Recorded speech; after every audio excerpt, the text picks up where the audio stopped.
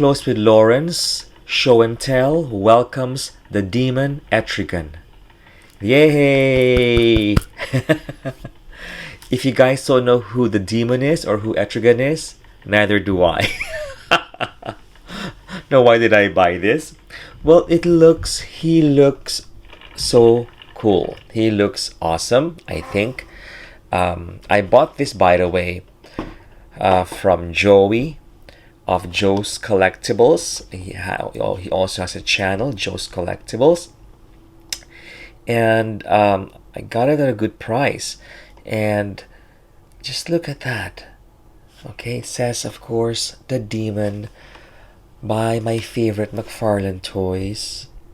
Alright, the Demon Knights. And look at the toy photography right here. It's just gorgeous. So let's check him out. So here is Etrigan the Demon out of the box, out of the packaging. And according to my DC Comics encyclopedia, Etrigan here is supposed to be a villain. And it kind of looks like the role of a villain, don't you guys think? First hold of this action figure, I can just feel the marvelous plastic that they use here. Beautifully done, beautiful casting, beautiful sculpt. Very impressed. Again, just look at the detail on the face. Coming from someone who is not at all familiar with the character, so I will take this character, this action figure, the way it is, no history whatsoever. And I believe that the original costume of the character is it's not like this. It's not armored, but I just love the armored here. And again, like your usual McFarlane toys, of course, you have the butterfly joint. And this one, I think, might only have... It's kind of difficult to bend the elbow because these ones are really hard plastic. And it can actually be quite... It can hurt you. Oh, okay. So there's not a lot of articulation there on the elbows. I think that's the most limited elbow joint that I've seen from McFarlane toys. And you have the detail on the hands with the long nails. They are pretty amazing. I don't know if it should be a different color, the nails, but the face though, wonderful eyes, red eyes, piercing red eyes, very demonic, as the name suggests, the Demon Knight. And of course, look at the design of this one here. It's just amazing. I love that red star as a belt, like a loincloth area here. And this one is of course pliable, more pliable plastic or rubber, and textured as well here. The cape, nicely done with the collar. And you can do like this, double jointed knees.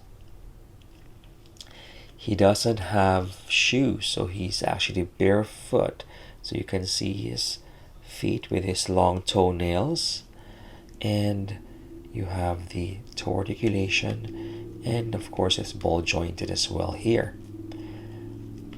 So it's a villain, and I think according to the encyclopedia, with his magical powers and spells, he's a formidable foe to Superman.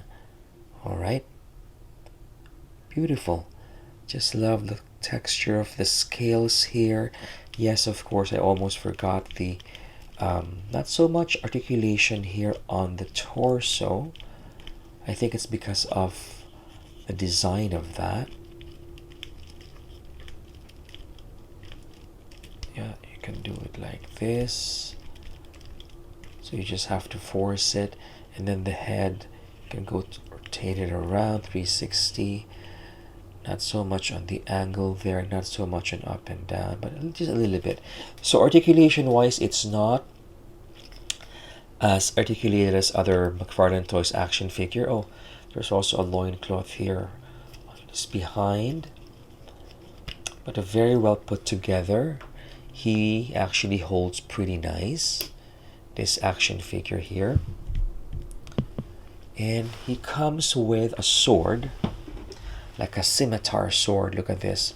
So the sword itself, it's actually very detailed. It's quite detailed. Has nicks and scratches right there, like it's been used. And then the handle right there. Now the plastic that they use on the hand is also a little bit more, it's harder. So I think you probably would need to use a hair dryer for that, which I'm gonna do now.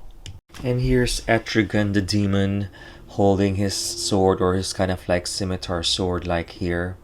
And yes, I had to use a hair dryer to soften the rubber of the hand. Beautifully done. It also has a weight. This one also has some weight to it.